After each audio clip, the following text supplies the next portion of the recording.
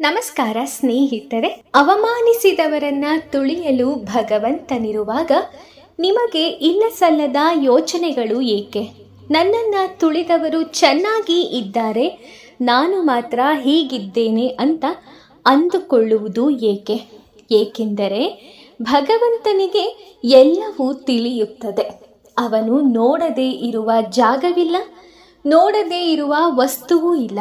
ಹಾಗಾಗಿ ಅವನನ್ನು ಸದಾಕಾಲ ನಾವು ಸ್ಮರಿಸುತ್ತಾ ಅವನ ಧ್ಯಾನ ಮಾಡುತ್ತಾ ಇದ್ದಾಗ ಅವನು ನಮ್ಮ ಕಡೆ ಇನ್ನೂ ಹೆಚ್ಚಿನ ಒಲವನ್ನು ತೋರುತ್ತಾನೆ.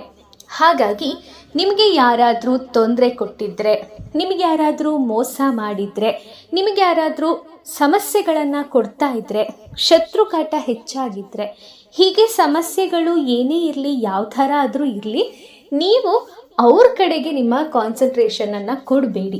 ನೀವು ನಿಮ್ಮ ಕಾನ್ಸಂಟ್ರೇಷನನ್ನು ಭಗವಂತನ ಕಡೆಗೆ ಕೊಡಿ. ನೀವು ಕೆಟ್ಟವ್ರ ಬಗ್ಗೆ ಯೋಚನೆ ಮಾಡ್ತಾ ಹೋದಷ್ಟು, ಅವರನ್ನು ನಿಮ್ಮ ಮನಸ್ಸಲ್ಲಿ ಯಾವಾಗಲೂ ಇಟ್ಕೊಂಡಷ್ಟು ನಿಮಗಿನ್ನೂ ದುಃಖಗಳೇ ಜಾಸ್ತಿ ಆಗತ್ತೆ. ಈಗ ನಾವು ನಮ್ಮ ತಲೆಯಿಂದ ಆ ವ್ಯಕ್ತಿಯ ಯೋಚನೆಯನ್ನು ತೆಗೆದುಬಿಟ್ರೆ ಆ ವ್ಯಕ್ತಿ ಅವತ್ತಿಗೆ ಸತ್ತಂತೆ ಅರ್ಥ. ಹೌದು, ಎಲ್ಲ ನಾವು ನಮ್ಮ ಒಂದು ಆಲೋಚನೆಯ ಮೇಲೇ ನಿಂತಿರುತ್ತೆ.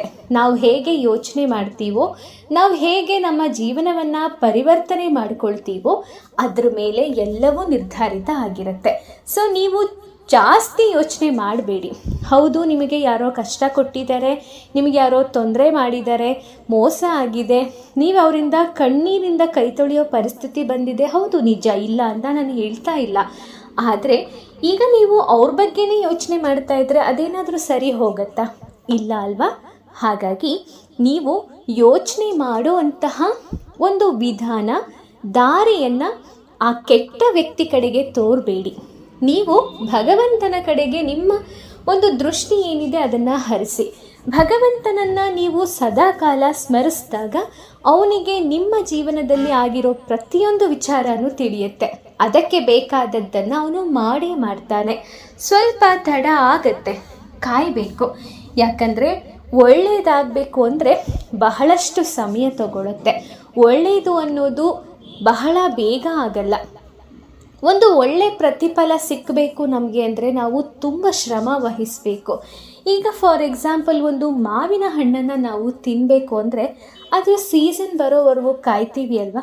ಚಳಿಗಾಲದಲ್ಲಿ ಹೋಗ್ಬಿಟ್ಟು ಮಾವಿನ ಹಣ್ಣು ಬೇಕು ಅಂದರೆ ಸಿಗತ್ತಾ? ಮಳೆಗಾಲದಲ್ಲಿ ಹೋಗ್ಬಿಟ್ಟು ಮಾವಿನ ಹಣ್ಣು ಬೇಕು ಅಂದರೆ ಸಿಗತ್ತಾ? ಇಲ್ಲ ಅಲ್ವಾ? ಈಗ ಸಿಗ್ಬೋದು, ಆರ್ಟಿಫಿಷಿಯಲ್ಲಾಗಿ ಏನೇನೋ ಮಾಡಿ, ಕೆಮಿಕಲ್ ಯೂಸ್ ಮಾಡಿ ಮಾಡ್ತಾರೆ ಅಂದ್ಕೊಳ್ಳಿ. ಬಟ್ ನಾವು ತುಂಬ ಸ್ವಾದಿಷ್ಟವಾದ ಒಳ್ಳೆ ಹಣ್ಣು, ಮರದಲ್ಲೇ ಹಣ್ಣಾಗಿರುವಂತಹ ಹಣ್ಣು ತಿನ್ನಬೇಕು. ನಾವೇ ನೆಟ್ಟು ಅದರಿಂದ ಒಂದು ಫಲವನ್ನು, ಸುಂದರವಾದ ಒಂದು ಹಣ್ಣಿನ ಸ್ವಾದಿಷ್ಟವಾದ ಹಣ್ಣನ್ನು ನಾವು ತಿನ್ನಬೇಕು ಅಂದಾಗ ನಾವು ಕಾಯಲೇಬೇಕಲ್ವ? ಸೊ ಇದು ಕೂಡ ಹಾಗೇನೆ. ನಾವು ಕಾದು ತಿಂದಾಗಲೇ ಆ ಹಣ್ಣು ನಮಗೆ ತುಂಬ ರುಚಿ ಅನಿಸೋದು. ಸೊ ನಾವು ಅಷ್ಟೇ, ನಮ್ಮ ಕಷ್ಟಗಳು ಕಳೆಯೋದಕ್ಕೆ ನಾವು ತುಂಬ ಶ್ರಮ ವಹಿಸಿ ಕಾಯ್ದು ನಾವು ಏನಾದರೂ ಒಂದು ಸಾಧನೆ ಮಾಡಿದಾಗ, ಇಲ್ಲ ಎತ್ತರಕ್ಕೆ ಬೆಳೆದಾಗ ಮಾತ್ರನೇ ಅದಕ್ಕೆ ಒಳ್ಳೆ ವ್ಯಾಲ್ಯೂ ಸಿಗೋದು. ಮತ್ತು ನಮ್ಮನ್ನು ತುಳಿದವ್ರ ಮುಂದೆ ನಾವು ತಲೆ ಎತ್ತಿ ನಿಲ್ಲೋಕ್ಕಾಗೋದು. ಸೊ ನಾವು ಯಾವತ್ತೂ ಕೂಡ ಪಾಸಿಟಿವ್ ಆಗಿ ಯೋಚನೆ ಮಾಡ್ತಾ ಹೋದರೆ ನಮ್ಮ ಲೈಫಲ್ಲೂ ಕೂಡ ಎಲ್ಲವೂ ಪಾಸಿಟಿವ್ ಆಗುತ್ತೆ. ನಾವು ಪಾಸಿಟಿವ್ನೆಸ್ಸನ್ನು ಯಾವಾಗಲೂ ಕೂಡ ನಮ್ಮ ಮನಸ್ಸಲ್ಲೇ ಇಟ್ಕೊಂಡ್ಬಿಡಬೇಕು. ಈಗೇನೋ ಒಂದು ನಿಮಗೆ ದಾರಿಯಲ್ಲಿ ನಡ್ಕೊಂಡು ಹೋಗ್ತಿರ್ತೀರ, ಅಲ್ಲಿ ನಿಮಗೆ ಒಂದು 10 ರೂಪಾಯಿ ಸಿಕ್ಬಿಡ್ತು ಅಂದ್ಕೊಳ್ಳಿ. ದಾರಿಲಿ ಹೋಗ್ತಿರ್ತೀರ, 10 ರೂಪಾಯಿ ಸಿಕ್ತು ಅಂದ್ಕೊಳ್ಳಿ. ಆ ತಕ್ಷಣ ಅದನ್ನು ತಗೊಂಡು ನೀವು ಸುಮ್ಮನೆ ತೊಗೊಂಬಿಡೋದಲ್ಲ, ಆ ದೇವರಿಗೆ ನೀವು ಥ್ಯಾಂಕ್ಸ್ ಹೇಳಬೇಕು. ಕೃಷ್ಣ, ನನಗೆ ನೀನು 10 ರೂಪಾಯಿ ಇವತ್ತು ಸಿಗೋ ಥರ ಮಾಡ್ದಲ್ಲ, ತುಂಬ ಧನ್ಯವಾದ ನಿನಗೆ. ನಿನಗೆ ನನ್ನ ಮೇಲೆ ಎಷ್ಟು ಪ್ರೀತಿ ಇದೆ, ನನಗೆ ಏನೂ ಕಷ್ಟ ಕೊಡದೆ, ಏನೂ ಶ್ರಮನೇ ಇಲ್ಲದೆ ಈ 10 ರೂಪಾಯಿನ ಸಿಗೋ ಥರ ಮಾಡ್ದಲ್ಲ, ನಿನಗೆ ತುಂಬ ನಾನು ಆಭಾರಿಯಾಗಿರ್ತೀನಿ ಅಂತ ಒಂದು ಥ್ಯಾಂಕ್ಸ್ ಹೇಳಿ. ಆಗ ಕೃಷ್ಣನಿಗೆ ಇನ್ನೂ ಖುಷಿಯಾಗುತ್ತೆ. ಓ, ನನ್ನ ಭಕ್ತನಿಗೆ ನಾನು ಮಾಡಿದ ಸಹಾಯ ನಾನೇ ಮಾಡಿದೆ ಅನ್ನೋದು ಎಷ್ಟು ನೀಟಾಗಿ ಅರ್ಥ ಆಯಿತು. ಸೊ ನಾನು ಇನ್ನೂ ಅವನಿಗೆ ಏನಾದರೂ ಬೇರೆ ಥರ ಸಹಾಯ ಮಾಡಬೇಕು ಅಂತ ಆ ಕ್ಷಣದಿಂದ ಭಗವಂತ ನಮ್ಮ ಜೊತೆ ಇರೋದಕ್ಕೆ ಪ್ರಾರಂಭ ಮಾಡ್ತಾನೆ. ಇದು ನಾನೊಂದು ಕೊಟ್ಟಂತಹ ಸಣ್ಣ ಎಕ್ಸಾಂಪಲ್ ಅಷ್ಟೇ. ಸೊ ಈ ಥರ ನಿಮಗೆ ಏನೇ ಒಂದು ಒಳ್ಳೆಯದಾದಾಗಲೂ ಅದರಲ್ಲಿ ಕೃಷ್ಣನನ್ನು ಹುಡುಕಿ, ಅದನ್ನು ಅವನೇ ಮಾಡಿರ್ತಾನೆ. ನೀವು ದೇವರು ಈ ಜನ್ಮ, ಈ ಒಂದು ದೇಹ ಏನಿದೆ, ಈ ಆತ್ಮ ಏನಿದೆ, ಇದೆಲ್ಲವೂ ಅವನು ನಮಗೆ ಕೊಟ್ಟಿರೋ ಭಿಕ್ಷೆ ಅಷ್ಟೆ. ಇದು ಯಾವುದೂ ನಮ್ಮದಲ್ಲ. ನಮ್ಮನ್ನು ಇಲ್ಲಿ ಆಧ್ಯಾತ್ಮಿಕವಾಗಿ ಬದುಕಿ ತೋರಿಸು ನೀನು ಅಂತ ಹೇಳೋದಕ್ಕೆ ಭಗವಂತ ಕಳಿಸಿರುವಂಥ ಒಂದು ಟ್ರಿಪ್ ಇದು. ನಾವು ಅದನ್ನು ಮರೆತುಬಿಟ್ಟು ಏನೋ ಆಯಿತು, ಅವನ್ಯಾರೋ ನನಗೆ ಮೋಸ ಮಾಡ್ದ, ನಮ್ಮ ಅಕ್ಕ ಈ ಥರ ಆಸ್ತಿ ಹೊಡ್ಕೊಂಡು ಹೋಗ್ಬಿಟ್ಲು, ನಮ್ಮ ಅಣ್ಣ ಈ ಥರ ಆಸ್ತಿ ಹೊಡ್ಕೊಂಡು ಹೋಗ್ಬಿಟ್ಟ, ಅಥವಾ ಈ ಥರ ನನ್ನ ಮಕ್ಕಳು ಹೇಳಿದ ಮಾತು ಕೇಳ್ತಿಲ್ಲ, ಹೀಗೆ ನಾನಾ ರೀತಿಯ ಸಮಸ್ಯೆಗಳ ಬಗ್ಗೆನೇ ಯೋಚನೆ ಮಾಡ್ತಿರ್ತೀವಿ. ಹೌದು, ಸಂಸಾರ ಅಂದಮೇಲೆ ಇದೆಲ್ಲ ಇರುತ್ತೆ, ಇಲ್ಲ ಅಂತ ಹೇಳ್ತಾ ಇಲ್ಲ. ಬಟ್ ಇದೇ ಇಂಪಾರ್ಟೆಂಟ್ ಅಲ್ಲ. ಆಯಿತು, ಏನೋ ಕೆಟ್ಟದ್ದಾಯ್ತಾ, ಹಾಗಿದ್ದಾಗಲಿ ಬಿಡಿ, ಏನು ಮಾಡೋಕ್ಕಾಗತ್ತೆ. ಅವರವರ ವ್ಯಕ್ತಿತ್ವ ಅವ್ರದ್ದು, ಹೇಳೋವಷ್ಟು ಹೇಳಿ ಬದಲಾಯಿಸ್ಬೋದು. ಅವರಲ್ಲಿ ಈ ತಿಳುವಳಿಕೆ ಇದ್ದಿದ್ರೆ ಅವ್ರು ಹೀಗೆ ಮಾಡ್ತಾಯಿದ್ರಾ? ಇಲ್ಲ ಅಲ್ವಾ? ಸೊ ಅವ್ರಿಗೆ ಆ ತಿಳುವಳಿಕೆ ಇಲ್ಲ. ಯಾರಿಗೆ ನೋವು ಕೊಟ್ಟರೆ ಏನಾಗತ್ತೆ, ನಾನು ಈ ಥರ ಮಾಡ್ತಾ ಇರೋದು ತಪ್ಪಲ್ವಾ ಅನ್ನೋಂತಹ ತಿಳುವಳಿಕೆನೇ ಇಲ್ಲದೆ ಇರೋರಿಗೆ ಹೇಳಿ ಏನು ಪ್ರಯೋಜನ? ಅವ್ರ ಬಗ್ಗೆ ನೀವು ಮರುಕ ವ್ಯಕ್ತಪಡಿಸಿ ಅವ್ರ ಬಗ್ಗೆ ಯೋಚನೆ ಮಾಡಿ ಕಾಲಹರಣ ಮಾಡೋದ್ರಲ್ಲಿ ಏನೂ ಇಲ್ಲ, ಯಾವ ಸುಖನೂ ಇಲ್ಲ. ಆಗಿದ್ದಾಗೋಯ್ತು. ಆಗಿರೋದೆಲ್ಲ ಒಂದು ಏನೋ ಕೆಟ್ಟ ಕನಸು ಅಂತ ಬಿಟ್ಟುಬಿಡಿ, ಆಗೋದೆಲ್ಲ ಒಳ್ಳೆಯದಕ್ಕೆ ಅನ್ನುವಂತಹ ಒಂದು ನಂಬಿಕೆಯಿಂದ ಬದುಕಿಬಿಡಿ. ಈ ಕ್ಷಣದಿಂದಾನೇ ಬದಲಾಗಿ ನಿಮ್ಮ ಲೈಫ್ ನೋಡಿ ಹೇಗಿರುತ್ತೆ ಅಂತ. ನೀವು ಜಾಸ್ತಿ ಟೆನ್ಷನನ್ನು ತಗೊಂಡಷ್ಟು ನಿಮ್ಮ ಲೈಫೇ ಹಾಳಾಗುತ್ತೆ ಹೊರತು ಬೇರೆ ಯಾರ ಲೈಫು ಹಾಳಾಗಲ್ಲ, ಏನೂ ಆಗಲ್ಲ. ನೀವು ಟೆನ್ಷನ್ ಮಾಡಿಕೊಂಡಷ್ಟು ನಿಮ್ಮ ಆರೋಗ್ಯನೇ ಹಾಳಾಗುತ್ತೆ. ಸೊ ಟೆನ್ಷನ್ ಲೈಫನ್ನು ಸೈಡ್ಗಿಟ್ಟು ನೀವು ನಿಮ್ಮೊಳಗೆ ನಿಮ್ಮ ಆಧ್ಯಾತ್ಮಿಕವಾದಂತಹ ಜೀವನವನ್ನು ನೀವು ನಡೆಸಿ. ದೇವರಿಗೆ ಸದಾಕಾಲ ಥ್ಯಾಂಕ್ಸ್ ಹೇಳಿ, ದೇವರಿಗೆ ಸದಾಕಾಲ ಸ್ಮರಣೆ ಮಾಡಿ. ಆಗ ಭಗವಂತ ನಮಗೆ ಏನು ಕೆಟ್ಟದ್ದಾಗೋದಿದ್ರೂ ಕೂಡ ಅದನ್ನು ಖಂಡಿತ ದೂರ ಮಾಡ್ತಾನೆ. ನಮಗೇನೋ ಒಂದು ದೊಡ್ಡ ಕೆಟ್ಟದಾಗಬೇಕಾಗಿರುತ್ತೆ ಆ ದಿನ ಅಂದ್ಕೊಳ್ಳಿ, ಆಗ ದೇವರು ಅದನ್ನು ಆಗಕ್ಕೆ ಬಿಡಲ್ಲ. ಏನಾದರೂ ಒಂದು ಮಾಡಿ ನಮಗೆ ಅದರಿಂದ ಪಾರು ಮಾಡ್ತಾನೆ. ಸೊ ಇದೇ ಕೃಷ್ಣನ ಧ್ಯಾನದಲ್ಲಿ ಸಿಗುವಂತಹ, ನಮ್ಮ ಜೀವನಕ್ಕೆ ಆಗುವಂತಹ ಒಂದು ಆಧ್ಯಾತ್ಮಿಕವಾದ ಬದಲಾವಣೆ. ನಾವು ಮಹಾಭಾರತ ಯುದ್ಧದ ಬಗ್ಗೆ ಕೇಳಿದ್ದೀವಿ. ಆದರೆ ಮಹಾಭಾರತದ ಯುದ್ಧ ನಡೆಯುವಂತಹ ಸಮಯದಲ್ಲಿ ದ್ರೌಪದಿ, ಕುಂತಿ, ಗಾಂಧಾರಿ ಇವರೆಲ್ಲ ಎಲ್ಲಿದ್ರು ಅಂತ ನಿಮಗೆ ಗೊತ್ತಾ? ಖಂಡಿತ ನಿಮಗೆ ಗೊತ್ತಿರ್ಬೋದು, ಕೆಲವೊಂದು ಜನಕ್ಕೆ ಗೊತ್ತಿಲ್ಲದೇನೂ ಇರ್ಬೋದು.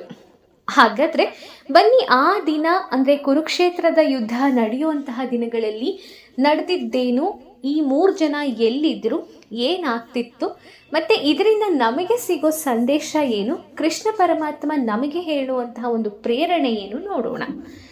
ಮಹಾಭಾರತ ಯುದ್ಧದ ಸಮಯದಲ್ಲಿ ಕೌರವರು ಮತ್ತು ಪಾಂಡವರು ಸೇರಿದಂತೆ ಎಲ್ಲ ಯೋಧರು ಕುರುಕ್ಷೇತ್ರ ಯುದ್ಧ ಭೂಮಿಯಲ್ಲಿ ವಾಸಿಸ್ತಾ ಇದ್ರು. ಮಹಾಭಾರತ ಯುದ್ಧ ನಡೆಯುವಾಗ ಎಲ್ಲರೂ ಶಿಬಿರಗಳಲ್ಲಿ ಇದ್ದರೆ ದ್ರೌಪದಿ, ಕುಂತಿ, ಗಾಂಧಾರಿ ಎಲ್ಲಿದ್ರು ಅನ್ನೋ ಪ್ರಶ್ನೆ ಬರುತ್ತೆ. ದ್ರೌಪದಿ, ಕುಂತಿ, ಗಾಂಧಾರಿ ಯುದ್ಧ ಭೂಮಿಗೆ ಯಾಕೆ ಹೋಗಲಿಲ್ಲ, ಇದನ್ನು ನಾವು ನೋಡೋಣ. ಮಹಾಭಾರತ ಯುದ್ಧ ನಡೆಯುವಾಗ ದ್ರೌಪದಿ ಎಲ್ಲಿದ್ಲು, ಗಾಂಧಾರಿ ಎಲ್ಲಿದ್ಲು, ಕುಂತಿ ಎಲ್ಲಿದ್ಲು, ದ್ರೌಪದಿ ಮತ್ತೆ ಯಾಕೆ ಯುದ್ಧ ಭೂಮಿಗೆ ಹೋಗಿ ಬಂದಿದ್ಲು, ಇದೆಲ್ಲದರ ವಿವರಣೆ ಇಲ್ಲಿದೆ. ಮಹಾಭಾರತದ ಯುದ್ಧದ ಸಮಯದಲ್ಲಿ ಕೌರವರು, ಪಾಂಡವರು ಯೋಧರು ಕುರುಕ್ಷೇತ್ರದ ಯುದ್ಧ ಭೂಮಿಯಲ್ಲೇ ಯುದ್ಧ ಮುಗಿಯೋವರೆಗೂ ಇರಬೇಕಾದಂತಹ ಪರಿಸ್ಥಿತಿ ಇತ್ತು. ಸೊ ಈ ಯುದ್ಧದಲ್ಲಿ ಸಾವಿರಾರು ಜನ ಯೋಧರು ತಮ್ಮ ಪ್ರಾಣವನ್ನೇ ಬಲಿ ಕೊಡಬೇಕಾಯಿತು. ಅದೆಷ್ಟೋ ಯೋಧರು ಕುಟುಂಬಗಳು ಅವರು ಯುದ್ಧ ಭೂಮಿಯಿಂದ ಹಿಂತಿರುಗಿ ಬರುವುದನ್ನೇ ನೋಡುತ್ತಾ ಕಾದು ಕುಳಿತಿದ್ದವರಿಗೆ ನಿರಾಸೆ ಆಗಿತ್ತು. ಯುದ್ಧ ಮಾಡುವ ಯೋಧರು ಇರುವುದಕ್ಕೆ, ಕೌರವರು ಮತ್ತು ಪಾಂಡವರು ಇರುವುದಕ್ಕೆ ಪ್ರತ್ಯೇಕ ಶಿಬಿರಗಳನ್ನು ಏರ್ಪಡಿಸಲಾಗಿತ್ತು. ಎಲ್ಲರೂ ಆ ಶಿಬಿರಗಳಲ್ಲೇ ಇರುತ್ತಿದ್ದರು. ಯೋಧರ ಶಿಬಿರಗಳಲ್ಲಿ ಅವರೊಂದಿಗೆ ಅವರ ಕುಟುಂಬವೂ ಇರುತ್ತಿತ್ತು. ಆದರೆ ಕೌರವರು ಮತ್ತು ಪಾಂಡವರ ಕುಟುಂಬ ಹಾಗೂ ಅವರ ಪತ್ನಿಯರು ಮಹಾಭಾರತ ಯುದ್ಧದ ದಿನಗಳಲ್ಲಿ ಎಲ್ಲಿರುತ್ತಿದ್ದರು ಗೊತ್ತಾ? ದುರ್ಯೋಧನ ಮಾಡಿದ ದೊಡ್ಡ ತಪ್ಪು. ಮಹಾಭಾರತ ಯುದ್ಧ ನಡೆಯುವುದಕ್ಕೂ ಮುನ್ನ ಆ ಯುದ್ಧವನ್ನು ತಡೆಯಲು ಸ್ವತಃ ಪಾಂಡವರೇ ಅನೇಕ ಬಾರಿ ಕೌರವರೊಂದಿಗೆ ಕುಳಿತು ಮಾತನಾಡಲು ಬಯಸಿದರು. ಎರಡೂ ಕುಟುಂಬಗಳ ನಡುವಿನ ಸಮಸ್ಯೆಗಳನ್ನು ಮುಂದಕ್ಕೆ ತೆಗೆದುಕೊಂಡು ಹೋಗುವುದು ಬೇಡವೆಂದು ಬಯಸಿದ್ದರು. ಆದರೆ ಕೌರವರ ಸಹೋದರ, ಕೌರವ ಹಿರಿಯ ದುರ್ಯೋಧನ ಇದಕ್ಕೆ ಅನುಮತಿಯನ್ನು ನೀಡುವುದಿಲ್ಲ. ಆದರೆ ಕೌರವರ ಸಹೋದರ, ಕೌರವರ ಹಿರಿಯರ ದುರ್ಯೋಧನ ಇದನ್ಯಾವುದೂ ಕೂಡ ಒಪ್ಕೋತಾನೇ ಇರಲಿಲ್ಲ. ಪಾಂಡವರಿಗೆ ನಾನು ಸೂಜಿ ಮೊಳೆಯಷ್ಟು ಕೂಡ ಜಾಗವನ್ನು ನೀಡುವುದಿಲ್ಲ ಎಂದು ಹೇಳುತ್ತಾನೆ. ಇದನ್ನು ಹೇಳಿದ ನಂತರ ಶ್ರೀಕೃಷ್ಣನು ಪಾಂಡವರು ನ್ಯಾಯಯುತವಾದ ಯುದ್ಧವನ್ನು ಮಾಡಬೇಕಾಗುತ್ತದೆ ಎಂದು ಊಹಿಸಿದ್ದನು. ಯುದ್ಧವಿಲ್ಲದೆ ದುರ್ಯೋಧನನು ಪಾಂಡವರಿಗೆ ಅವರ ಹಕ್ಕುಗಳನ್ನು ನೀಡುವುದಿಲ್ಲ. ಕುರುಕ್ಷೇತ್ರ ಯುದ್ಧ ಭೂಮಿಯಲ್ಲಿ ಯುದ್ಧ ನಡೆಯಬೇಕೆಂದು ನಿರ್ಧರಿಸಿದಾಗ ದ್ರೌಪದಿಯು ಯುದ್ಧ ಭೂಮಿಗೆ ಬರುವುದಾಗಿ ಹಠಕ್ಕೆ ಬಿದ್ದಳು. ಹಾಗೆಯೇ ದ್ರೌಪದಿಯು ಯುದ್ಧ ಭೂಮಿಗೆ ಬರಲು ಹಠ ಹಿಡಿದಿದ್ದಳು. ಕೌರವರು ಮತ್ತು ಪಾಂಡವರ ನಡುವಿನ ಯುದ್ಧವು ಕುರುಕ್ಷೇತ್ರದ ಯುದ್ಧ ಭೂಮಿಯಲ್ಲಿ ನಡೆಯಬೇಕೆಂದು ನಿರ್ಧರಿಸಲಾಯಿತು. ಆದ್ದರಿಂದ ಪಾಂಡವರು ಪೂರ್ಣ ಸಿದ್ಧತೆಗಳೊಂದಿಗೆ ಕುರುಕ್ಷೇತ್ರದಲ್ಲಿ ತಮ್ಮ ಶಿಬಿರವನ್ನು ಸ್ಥಾಪಿಸಲು ಸಿದ್ಧತೆಗಳನ್ನು ಪ್ರಾರಂಭಿಸಿದರು. ಪಾಂಡವರು ಹೊರಡುವುದನ್ನು ನೋಡಿ ದ್ರೌಪದಿ ಅರ್ಜುನನನ್ನ ತಡೆದು ನನ್ನನ್ನು ಕೂಡ ಕುರುಕ್ಷೇತ್ರ ಯುದ್ಧ ಭೂಮಿಗೆ ಕರೆದುಕೊಂಡು ಹೋಗಬೇಕೆಂದು ಒತ್ತಾಯಿಸಿದಳು.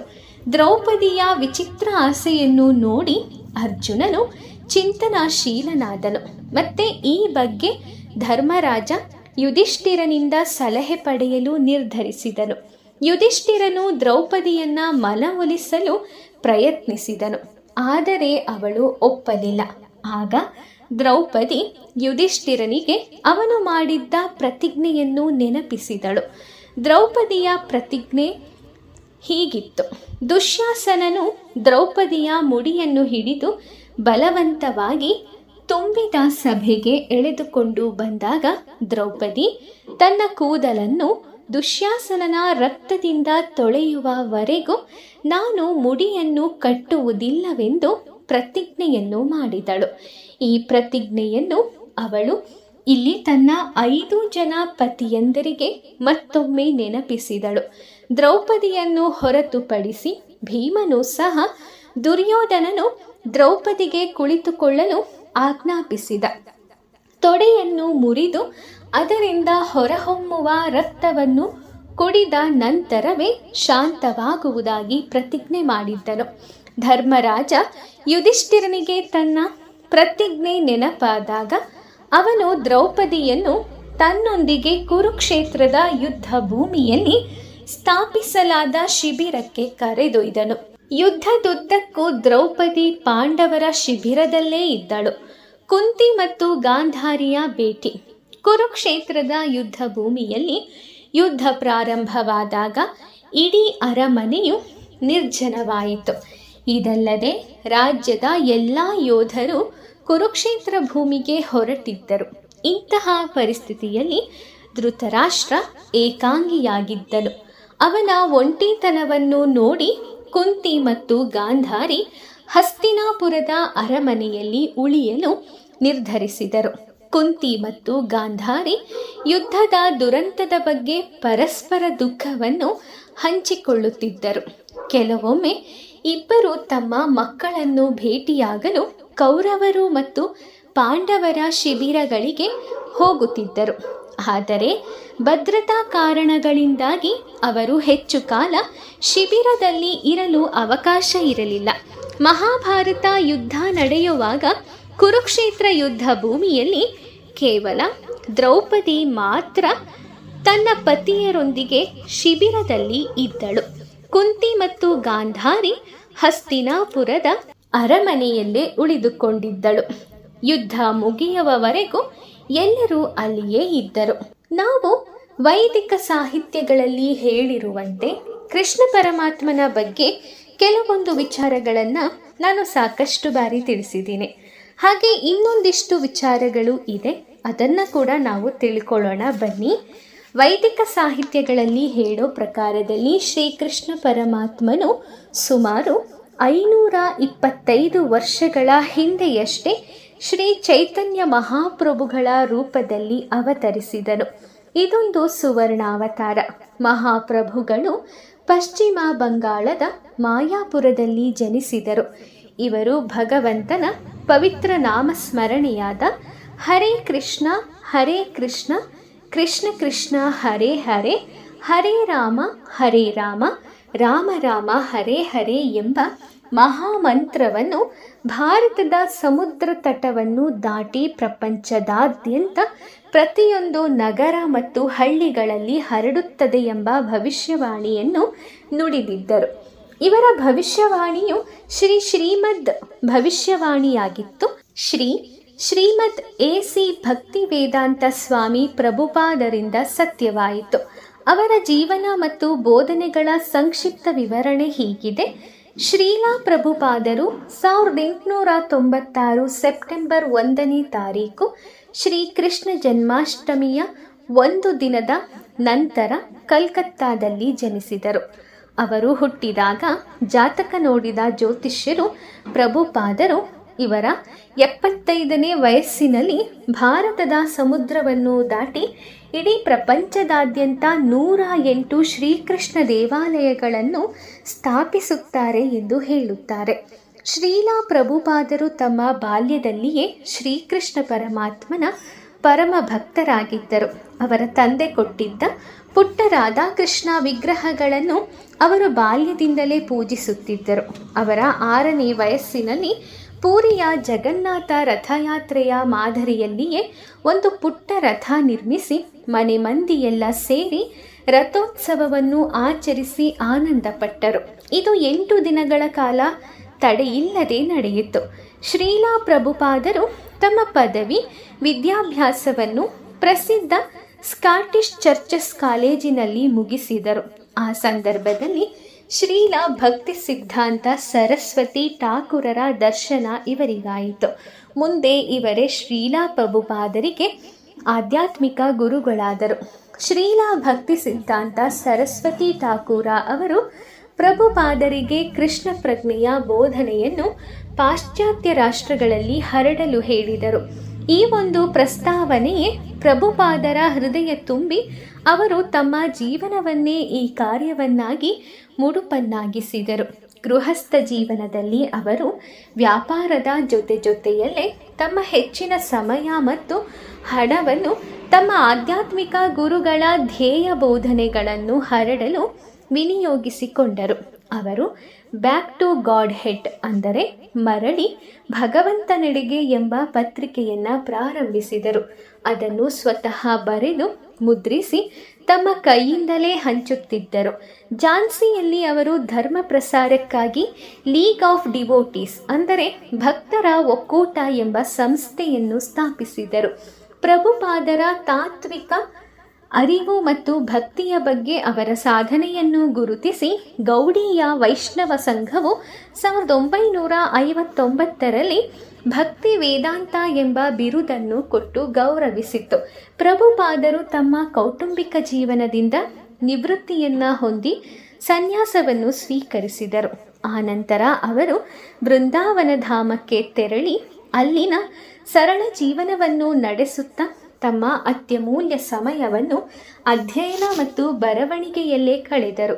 ಅವರ ಜೀವನದ ಅತ್ಯಮೂಲ್ಯ ಕೃತಿಯಾದ ಶ್ರೀಮದ್ ಭಾಗವತದ ಅಂದರೆ ಭಾಗವತ ಪುರಾಣದ 18,000 ಶ್ಲೋಕಗಳಿಗೆ ಅನುವಾದ ತಾತ್ಪರ್ಯವನ್ನು ಬರೆಯಲು ಪ್ರಾರಂಭಿಸಿದರು. ಅಮೇರಿಕರನ್ನು ಅನುಸರಿಸುವುದು ಆಗಿನ ಕಾಲಕ್ಕೆ ಹೆಮ್ಮೆಯ ವಿಷಯವಾಗಿತ್ತು. ಆದುದರಿಂದ ಕೃಷ್ಣ ಪ್ರಜ್ಞೆಯನ್ನು ಮೊದಲು ಅಮೇರಿಕರನ್ನಿಗೆ ತಿಳಿ ಹೇಳಿ ಬೋಧಿಸಿದರೆ ಇಡೀ ಪ್ರಪಂಚವೇ ಅವರನ್ನು ಅನುಕರಿಸುತ್ತದೆ ಎನ್ನುವುದು ಶ್ರೀಲಾ ಪ್ರಭುಪಾದರ ಉದ್ದೇಶವಾಗಿತ್ತು. ಇದರಿಂದ ಪ್ರಪಂಚಕ್ಕೆ ಶ್ರೀಕೃಷ್ಣನ ಭಕ್ತಿಯನ್ನು ಹರಡಬಹುದು. ಈ ಒಂದು ಯೋಚನೆಯಿಂದ ಶ್ರೀಲಾ ಪ್ರಭುಪಾದರು ಅಮೇರಿಕದ ಹೃದಯ ಸ್ಥಾನವಾದ ನ್ಯೂಯಾರ್ಕಿಗೆ 1965 ಆಗಸ್ಟ್ 13ರಂದು ದಾನಿಯೊಬ್ಬರ ನೆರವನ್ನು ಪಡೆದುಕೊಂಡು ಹಡಗಿನಲ್ಲಿ ಪ್ರಯಾಣ ಮಾಡಿದರು. ಆಗ ಕೆಲವು ದಿನಗಳ ಹಿಂದೆ ಅವರು ತಮ್ಮ 69ನೇ ಜನ್ಮದಿನವನ್ನು ಪೂರೈಸಿದ್ದರು. ಬಹುಪಾಲು ಜನ ಈ ವಯಸ್ಸಿಗೆ ಕೆಲಸದಿಂದಲೇ ನಿವೃತ್ತಿಯನ್ನು ಪಡೆದಿರುತ್ತಾರೆ. ಆದರೆ ಪ್ರಭುಪಾದರು ತಮ್ಮ ಧ್ಯೇಯ ಉದ್ದೇಶ ಮತ್ತು ಕೃಷ್ಣ ಪ್ರಜ್ಞೆಯ ಪ್ರಚಾರಕ್ಕಾಗಿ ಈ ಇಳಿ ವಯಸ್ಸಿನಲ್ಲೂ ಪಾಶ್ಚಾತ್ಯ ದೇಶಕ್ಕೆ ಪಯಣ ಬೆಳೆಸಿದ್ದರು. ತಮ್ಮ ಪ್ರಯಾಣದ ಅವಧಿಯಲ್ಲಿ ಶ್ರೀಲಾ ಪ್ರಭುಪಾದರು ಅನೇಕ ತೊಂದರೆಗಳನ್ನು ಎದುರಿಸಬೇಕಾಯಿತು. ಅವರಿಗೆ 2 ಸಲ ಹೃದಯಾಘಾತವಾಗಿತ್ತು. ಪ್ರಯಾಣ ಮಾಡುತ್ತಿದ್ದ ಹಡಗು ಸರಕು ಸಾಮಗ್ರಿಗಳನ್ನು ಒಯ್ಯುವ ಸಾಮಾನ್ಯ ಹಡಗಾಗಿದ್ದರಿಂದ ಅಲ್ಲಿ ಯಾವ ವೈದ್ಯರ ಅಥವಾ ಔಷಧಿಗಳ ಅನುಕೂಲತೆಗಳು ಇರಲಿಲ್ಲ. ಇಂತಹ ಸಂದಿಗ್ಧತೆಯ ಪರಿಸ್ಥಿತಿಯಲ್ಲಿ ಒಂದು ರಾತ್ರಿ ಪ್ರಭುಪಾದರಿಗೆ ಒಂದು ಅಪೂರ್ವವಾದ ಕನಸು ಬಿತ್ತು. ಪರಮಪುರುಷ ಶ್ರೀಕೃಷ್ಣನು ದೋಣಿಗೆ ಹುಟ್ಟು ಹಾಕಿ ಮುನ್ನಡೆಸುತ್ತಿದ್ದ. ಅವನು ಅವರ ಬಳಿ ಅಂಜದೆ ಮುಂದೆ ಸಾಗಬೇಕೆಂದು ಹೇಳಿದನು. ಇದರಿಂದ ಪ್ರಭುಪಾದರಲ್ಲಿ ಅಪಾರವಾದ ಧೈರ್ಯ ಹೆಚ್ಚಿತ್ತು. ತಾನು ಎಲ್ಲ ಅಪಾಯಗಳಿಂದ ಪಾರಾಗಲು ಪರಮಾತ್ಮನೇ ರಕ್ಷಣೆ ತಮ್ಮ ಮೇಲೆ ಇದೆ ಎಂದು ಭಾವಿಸಿದರು. 37 ದಿನಗಳ ನಂತರ ಅವರು ನ್ಯೂಯಾರ್ಕ್ ನಗರವನ್ನು ತಲುಪಿದರು. ಅಪರಿಚಿತ ಊರಿನಲ್ಲಿ ಯಾರೊಬ್ಬರ ಪರಿಚಯವೂ ಇರಲಿಲ್ಲ. ಅವರ ಬಳಿ ಕೇವಲ 40 ರೂಪಾಯಿಗಳು ಮಾತ್ರ ಇದ್ದವು. ಕೈಯಲ್ಲಿ ಕೆಲವು ಪುಸ್ತಕಗಳನ್ನು ತುಂಬಿಕೊಂಡಿದ್ದ ಕಬ್ಬಿಣದ ಟ್ರಂಕ್, ಒಂದು ಕೊಡೆ, ತಿನ್ನಲು ಧಾನ್ಯಗಳಿಂದ ಮಾಡಿದ ಒಣ ಹಿಟ್ಟು ಇತ್ತು. ಆದರೆ ಒಬ್ಬ ಏಕಾಂಗಿ ಮನುಷ್ಯ ಯಾವ ಸಹಾಯ ಸಹಕಾರವಿಲ್ಲದೆ, ತನ್ನ ಆರೋಗ್ಯವೂ ಸರಿಯಿಲ್ಲದೆ, ಗುರುತು ಪರಿಚಯವಿಲ್ಲದ, ಯಾವ ಕೃಷ್ಣ ಬೋಧನೆಯನ್ನು ಕೇಳರಿಯದ ಕಂಡರಿಯದ ಬೃಹತ್ ಅಮೇರಿಕಾದಂತಹ ದೇಶದಲ್ಲಿ ಯಶಸ್ಸನ್ನು ಸಾಧಿಸಬಲ್ಲನೆ ಎಂಬುದು ಪ್ರಶ್ನೆಯಾಗಿತ್ತು. ಈ ಅಲ್ಪಾವಧಿಯಲ್ಲಿ ಅಂದರೆ 1965ರಿಂದ 1977 ತನಕ ಶ್ರೀಲಾ ಪ್ರಭುಪಾದರು ಶ್ರೀಕೃಷ್ಣ ಬೋಧನೆಯನ್ನು ಪ್ರಪಂಚದ ಪ್ರಮುಖ ನಗರಗಳಲ್ಲಿ ಹರಡುವ ಕಾರ್ಯಕ್ರಮವನ್ನು ಮಾಡಿದ್ದರು ಮತ್ತು ಅಂತಾರಾಷ್ಟ್ರೀಯ ಕೃಷ್ಣ ಪ್ರಜ್ಞಾ ಸಂಸ್ಥೆಯನ್ನು ಸ್ಥಾಪಿಸಿ ಸಾವಿರಾರು ಜನರು ಅದರ ಸದಸ್ಯರಾಗುವಂತೆ ಮಾಡಿದರು. ಪ್ರಭುಪಾದರ ಬಾಲ್ಯ ಜೀವನದಲ್ಲಿ ಹೇಳಲಾಗಿದ್ದ ಭವಿಷ್ಯವಾಣಿಯು ಸತ್ಯವಾಯಿತು. ಅವರು 108 ಶ್ರೀಕೃಷ್ಣ ದೇವಾಲಯಗಳನ್ನು ಸ್ಥಾಪಿಸಿದರು. ಅದರಲ್ಲಿ ಮುಖ್ಯವಾಗಿ ಪ್ರಪಂಚದಲ್ಲಿಯೇ ಪ್ರಮುಖ ನಗರವಾದ ನ್ಯೂಯಾರ್ಕ್ನಲ್ಲಿ 13 ಅಂತಸ್ತಿನ ಕೃಷ್ಣ ಮಂದಿರ ಕಟ್ಟಡವೊಂದು ಇತ್ತು. ಕೃಷ್ಣ ಮಂದಿರ ಕಟ್ಟಡವೂ ಒಂದು. ತಮ್ಮ ಧ್ಯೇಯ ಸಾಧನೆಗಾಗಿ ಪ್ರಭುಪಾದರು ಇಡೀ ಜಗತ್ತನ್ನು 14 ಸಲ ಪರ್ಯಟನೆ ಮಾಡಿ ಪ್ರಚಾರ ಕಾರ್ಯವನ್ನು ನಡೆಸಿದರು. ಹೀಗೆ ಜಗತ್ತಿನ ಮನೆ ಮನೆಯಲ್ಲೂ ಮನಸ್ಸಿನಲ್ಲೂ ಹರೇ ಕೃಷ್ಣ ಎಂಬ ನಾಮಜಪವನ್ನು ತುಂಬುವುದರ ಮೂಲಕ ಶ್ರೀ ಚೈತನ್ಯ ಮಹಾಪ್ರಭುಗಳು 500 ವರ್ಷಗಳ ಹಿಂದೆಯೇ ನುಡಿದ ಭವಿಷ್ಯವಾಣಿಯನ್ನು ಸತ್ಯವನ್ನಾಗಿಸಿದರು. ಶ್ರೀಲಾ ಪ್ರಭುಪಾದರು ತಮ್ಮ 70ರಿಂದ 82ನೇ ವಯಸ್ಸಿನ ಅವಧಿಯಲ್ಲಿ 70 ಸಂಪುಟ ಪುಸ್ತಕಗಳನ್ನು ಬರೆದು ಮುದ್ರಿಸಿದ್ದಾರೆ. ಆ ಪುಸ್ತಕಗಳು ಈಗ 28ಕ್ಕೂ ಹೆಚ್ಚಿನ ಭಾಷೆಗಳಲ್ಲಿ ಅನುವಾದಗೊಂಡು ಕೋಟ್ಯಾಂತರ ಸಂಖ್ಯೆಗಳಲ್ಲಿ ಜಗತ್ತಿನಾದ್ಯಂತ ಮಾರಾಟವಾಗಿದೆ. ಪ್ರಭುಪಾದರು ಸಾವಿರಾರು ಪ್ರವಚನಗಳನ್ನು ನೀಡಿದ್ದಾರೆ. ಸಾವಿರಾರು ಪತ್ರ ಲೇಖನಗಳನ್ನು ಬರೆದಿದ್ದಾರೆ. ತಮ್ಮ ಅನುಯಾಯಿಗಳೊಡನೆ ಸಾವಿರಾರು ಸಂವಾದಗಳಲ್ಲಿ ಭಾಗವಹಿಸಿದ್ದಾರೆ. ಅಪೂರ್ವ ವಿಚಾರದ ವಿದ್ವತ್ತನ್ನು ತಮ್ಮ ಟೀಕೆ ಟಿಪ್ಪಣಿಗಳಲ್ಲಿ ಅಭಿವ್ಯಕ್ತಿಸಿದ್ದಾರೆ. ಇವರು ಪ್ರಮುಖ ವಿದ್ವಾಂಸರು, ಪ್ರಾಧ್ಯಾಪಕರು, ಸಾಮಾಜಿಕ ಕಾರ್ಯಕರ್ತರು, ರಾಜಕೀಯ ತಜ್ಞರು ಮುಂತಾದವರ ಹೃದಯವನ್ನು ತೀವ್ರವಾಗಿ ಆಕರ್ಷಿಸಿದ್ದಾರೆ. ಧರ್ಮ, ತತ್ವಶಾಸ್ತ್ರ ಮತ್ತು ಸಂಸ್ಕೃತಿಗೆ ಪ್ರಭುಪಾದರ ಕೊಡುಗೆಗಳು ಅಪಾರವಾದದ್ದು. ಶಿಕ್ಷಣವೇತ್ತರು, ವಿದ್ವಾಂಸರು, ಧಾರ್ಮಿಕ ಸುಧಾರಕರು, ರಾಜಕೀಯ ಮತ್ತು ಸಾಮಾಜಿಕ ಧುರೀಣರು ಇವರೆಲ್ಲರೂ ಶ್ರೀಕೃಷ್ಣನ ಬೋಧನೆಗಳಿಂದ ಆಕರ್ಷಿತರಾಗಿದ್ದಾರೆ. ಮನೆಯಲ್ಲಿ ನಾವು ಕೃಷ್ಣನ ಪ್ರಜ್ಞೆಯನ್ನು ಹೇಗೆ ಸ್ಥಾಪಿಸಬೇಕು, ಹೇಗೆ ಮಾಡಬೇಕು ಎನ್ನುವುದರ ಕುರಿತು ಗುರೂಜಿಯವರು ಹೀಗೆ ಹೇಳಿದ್ದಾರೆ. ಒಂದು ದೇವಾಲಯದಲ್ಲಿ ಅಥವಾ ಆಶ್ರಮದಲ್ಲಿ ಕೃಷ್ಣ ಭಕ್ತರ ಸಾಚಾರ್ಯದಲ್ಲಿ ವಾಸ ಮಾಡುವುದರಿಂದ ಭಕ್ತಿ ಸೇವೆಯನ್ನು ಆಚರಿಸುವುದು ಸುಲಭವಾಗುತ್ತದೆ. ಆದರೆ ನೀವು ದೃಢ ಸಂಕಲ್ಪ ಮಾಡಿದ್ದೇ ಆದರೆ ಕೃಷ್ಣ ಪ್ರಜ್ಞೆಯ ಬೋಧನೆಗಳನ್ನು ಮನೆಯಲ್ಲೇ ಆಚರಿಸುತ್ತಾ ಮನೆಯನ್ನೇ ಒಂದು ದೇವಾಲಯವನ್ನಾಗಿ ಪರಿವರ್ತಿಸಬಹುದು. ಆಧ್ಯಾತ್ಮಿಕ ಜೀವನವು ಲೌಕಿಕ ಜೀವನದಂತೆಯೇ ವಾಸ್ತವಿಕವಾದ ನಿತ್ಯ ಚಟುವಟಿಕೆಗಳಿಂದ ತುಂಬಿದೆ. ಎರಡರ ನಡುವೆ ವ್ಯತ್ಯಾಸ ಇಷ್ಟೇ. ಲೌಕಿಕವಾದ ಕಾರ್ಯಗಳನ್ನು ನಾವು ನಮಗಾಗಿ ಮಾಡುತ್ತೇವೆ ಅಥವಾ ನಮ್ಮವರು ಎಂದು ನಾವು ಪರಿಗಣಿಸಿರುವವರ ಪ್ರಯೋಜನಕ್ಕಾಗಿ ಮಾಡುತ್ತೇವೆ. ಆಧ್ಯಾತ್ಮಿಕ ಕಾರ್ಯಗಳನ್ನಾದರೆ ಭಗವಾನ್ ಕೃಷ್ಣನಿಗಾಗಿ ಶಾಸ್ತ್ರ ಗ್ರಂಥಗಳ ಮತ್ತು ಗುರುವಿನ ಮಾರ್ಗದರ್ಶನದಲ್ಲಿ ಮಾಡುತ್ತೇವೆ. ವೇದಶಾಸ್ತ್ರಗಳನ್ನು ಗುರುವನ್ನು ಒಪ್ಪಿಕೊಳ್ಳುವುದು ಇಲ್ಲಿ ಮುಖ್ಯ. ವ್ಯಕ್ತಿಯು ವೇದಶಾಸ್ತ್ರಗಳ ಆದೇಶದಂತೆ ನಡೆಯದೆ ಹೋದರೆ ಸಂತೋಷವನ್ನಾಗಲಿ ಭಗವಂತನ ಶ್ರೀಕೃಷ್ಣನ ಧಾಮಕ್ಕೆ ಮರಳಿ ಹೋಗುವ ಬದುಕಿನ ಅತ್ಯಂತ ಲಕ್ಷ್ಯವನ್ನಾಗಲಿ ಸಾಧಿಸಲು ಸಾಧ್ಯವಾಗುವುದಿಲ್ಲ ಎಂದು ಕೃಷ್ಣನೇ ಭಗವದ್ಗೀತೆಯಲ್ಲಿ ಹೇಳುತ್ತಾನೆ. ಭಗವಂತನ ಸೇವೆಯಲ್ಲಿ ನಿರತನಾಗಿರುತ್ತಾ ಹೇಗೆ ವೇದಾದೇಶಗಳನ್ನು ಅನುಸರಿಸುವುದು ಎನ್ನುವುದನ್ನು ಗುರುವು ನಿಮಗೆ ಹೇಳಿಕೊಡುತ್ತಾರೆ. ಕೃಷ್ಣನಿಂದಲೇ ಬಂದ ಗುರು ಶಿಷ್ಯ ಪರಂಪರೆಯ ಸರಪಳಿಯ ಅಧಿಕೃತ ಗುರುವಿನ ಆದೇಶಗಳನ್ನು ಪಾಲಿಸದೇ ಹೋದರೆ ನಾವು ಆಧ್ಯಾತ್ಮಿಕವಾಗಿ ಮುನ್ನಡೆಯುವುದು ಸಾಧ್ಯವಿಲ್ಲ. ಇಲ್ಲಿ ಸ್ಥೂಲವಾಗಿ ನಿರೂಪಿಸಿರುವ ಆಚರಣೆಗಳು ಭಕ್ತಿಯೋಗದ ಕಾಲಾತೀತವಾದ ಆಚರಣೆಗಳು. ಅತಿ ಶ್ರೇಷ್ಠ ಗುರುವು ನಮ್ಮ ಕಾಲದಲ್ಲಿ ಕೃಷ್ಣ ಪ್ರಜ್ಞೆಯ ಮಹಾನ್ ಪ್ರವರ್ತಕರೂ ಆದ ಶ್ರೀಮದ್ ಎ.ಸಿ. ಭಕ್ತಿ ವೇದಾಂತ ಸ್ವಾಮಿ ಪ್ರಭುಪಾದ ಇವುಗಳನ್ನು ನಮಗೆ ಹೇಳಿಕೊಟ್ಟಿದ್ದಾರೆ. ಅವರು ಅಂತಾರಾಷ್ಟ್ರೀಯ ಕೃಷ್ಣ ಪ್ರಜ್ಞಾ ಸಂಘದ ಅಂದರೆ ಇಸ್ಕಾನ್ನ ಸಂಸ್ಥಾಪನಾಚಾರ್ಯರು. ಆಧ್ಯಾತ್ಮಿಕ ಜ್ಞಾನದ ಉದ್ದೇಶ ನಮ್ಮನ್ನು ಭಗವಂತನ ಸಮೀಪಕ್ಕೆ ಒಯ್ಯುವುದು. ಕೃಷ್ಣನು ಭಗವದ್ಗೀತೆಯಲ್ಲಿ ಹೇಳುತ್ತಾನೆ, ಭಕ್ತ್ಯ ಮಾಂ ಅಭಿಜಾನಾತಿ, ನನ್ನನ್ನು ಭಕ್ತಿ ಸೇವೆಯಿಂದ ಮಾತ್ರವೇ ಅರಿಯುವುದು ಸಾಧ್ಯ. ಜ್ಞಾನವು ನಮ್ಮನ್ನು ಸೂಕ್ತವಾದ ಕರ್ಮದಲ್ಲಿ ತೊಡಗಿಸುತ್ತದೆ. ಪ್ರೇಮಯುತ ಸೇವೆಯಲ್ಲಿ ನಿರತನಾಗಿ ಕೃಷ್ಣನ ಇಚ್ಛೆಗಳನ್ನು ಪೂರೈಸುವುದಕ್ಕೆ ಆಧ್ಯಾತ್ಮಿಕ ಜ್ಞಾನವು ನಮಗೆ ನಿರ್ದೇಶನ ಕೊಡುತ್ತದೆ. ಕಾರ್ಯತಃ ಅನ್ವಯವಿಲ್ಲದೆ ಹೋದರೆ ತಾತ್ವಿಕ ಜ್ಞಾನಕ್ಕೆ ಯಾವ ಬೆಲೆಯೂ ಇಲ್ಲ. ಆಧ್ಯಾತ್ಮಿಕ ಜ್ಞಾನವಿರುವುದೇ ನಮ್ಮನ್ನು ಬದುಕಿನ ಎಲ್ಲ ಮುಖಗಳಲ್ಲಿ ನಿರ್ದೇಶಿಸುವ ಸಲುವಾಗಿ.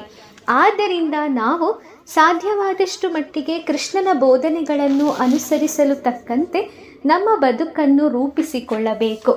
ನಮಗೆ ಅನುಕೂಲಕರವಾಗಿರುವುದಕ್ಕಿಂತ ನಮ್ಮಿಂದ ಸಾಧ್ಯವಿರುವ ಅತ್ಯುತ್ತಮವಾದುದನ್ನು ಮಾಡಲು ಪ್ರಯತ್ನಿಸಬೇಕು. ಆಗ ನಾವು ದೇವಾಲಯದಿಂದ ದೂರದಲ್ಲಿದ್ದರೂ ಕೃಷ್ಣ ಪ್ರಜ್ಞೆಯ ಪೌರಲೌಕಿಕ ಹಂತಕ್ಕೆ ನಾವು ಏರಲು ಸಾಧ್ಯ. ಹರೇ ಕೃಷ್ಣ ಮಂತ್ರದ ಪಠಣ. ಭಕ್ತಿ ಸೇವೆಯ ಮೊದಲನೆಯ ನಿಯಮ ಹರೇ ಕೃಷ್ಣ ಮಹಾಮಂತ್ರವನ್ನು ಪಠಿಸುವುದು. ಮಹಾ ಎಂದರೆ ದೊಡ್ಡ, ಮಂತ್ರ ಎಂದರೆ ಯಾವುದು ಮನಸ್ಸನ್ನು ಅಜ್ಞಾನದಿಂದ ಬಿಡುಗಡೆ ಮಾಡುತ್ತದೆಯೋ ಆ ಶಬ್ದ. ಹರೇ ಕೃಷ್ಣ ಕೃಷ್ಣ ಕೃಷ್ಣ ಹರೇ ಹರೇ, ಹರೇ ರಾಮ ರಾಮ ರಾಮ ಹರೇ ಹರೇ. ಭಗವಂತನ ಈ ಪವಿತ್ರ ನಾಮಗಳನ್ನು ಎಲ್ಲಿ ಬೇಕಾದರೂ ಯಾವ ಸಮಯದಲ್ಲಾದರೂ ಜಪಿಸಬಹುದು. ಆದರೆ ದಿನದ ಒಂದು ನಿರ್ದಿಷ್ಟ ಸಮಯವನ್ನು ಈ ಜಪಕ್ಕಾಗಿ ನಿಗದಿಪಡಿಸಿಕೊಳ್ಳುವುದು ಒಳ್ಳೆಯದು. ಬೆಳಗಿನ ಜಾವ ಅತ್ಯುತ್ತಮವಾದ ಸಮಯ. ಮಂತ್ರ ಪಠಣವನ್ನು ಎರಡು ರೀತಿಯಾಗಿ ಮಾಡಬಹುದು. ಮಂತ್ರವನ್ನು ಹಾಡುವುದು, ಇದಕ್ಕೆ ಕೀರ್ತನ ಎಂದು ಹೆಸರು. ಸಾಮಾನ್ಯವಾಗಿ ಒಂದು ಗುಂಪಾಗಿ ಹಾಡುತ್ತಾರೆ. ಮತ್ತು ಮಂತ್ರವನ್ನು ತನ್ನಷ್ಟಕ್ಕೆ ಹೇಳಿಕೊಳ್ಳುವುದು, ಇದು ಜಪ ಎನ್ನುತ್ತಾರೆ.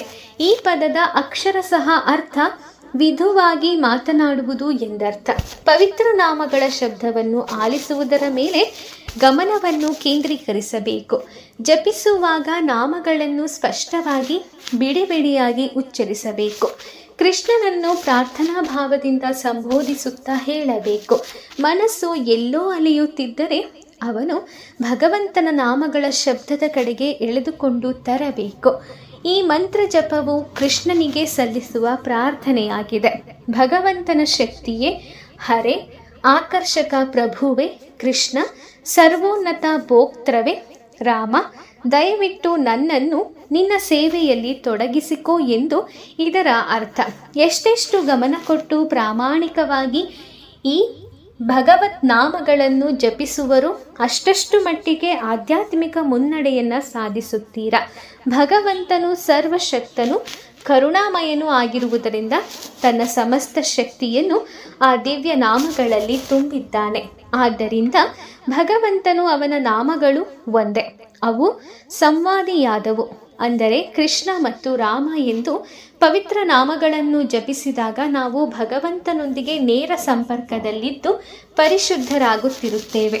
ಆದ್ದರಿಂದ ಯಾವಾಗಲೂ ನಾವು ಭಕ್ತಿಯಿಂದ, ಗೌರವದಿಂದ ಜಪಿಸಲು ಪ್ರಯತ್ನಿಸಬೇಕು. ಅವನ ಪವಿತ್ರ ನಾಮವನ್ನು ಉಚ್ಚರಿಸುವಾಗ ಭಗವಾನ್ ಶ್ರೀ ಕೃಷ್ಣನೇ ನಿಮ್ಮ ನಾಲಿಗೆಯ ಮೇಲೆ ನರ್ತಿಸುತ್ತಾ ಇರುತ್ತಾನೆ ಎಂದು ವೇದ ಸಾಹಿತ್ಯವು ಹೇಳುತ್ತದೆ.